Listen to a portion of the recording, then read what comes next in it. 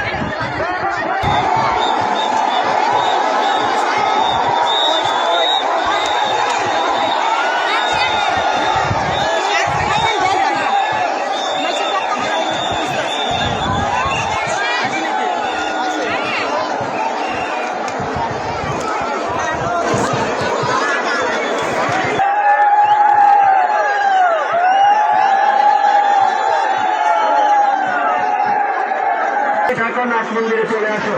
শাশুড়ি মা কান্না করছে শাশুড়ি মা কান্না করছে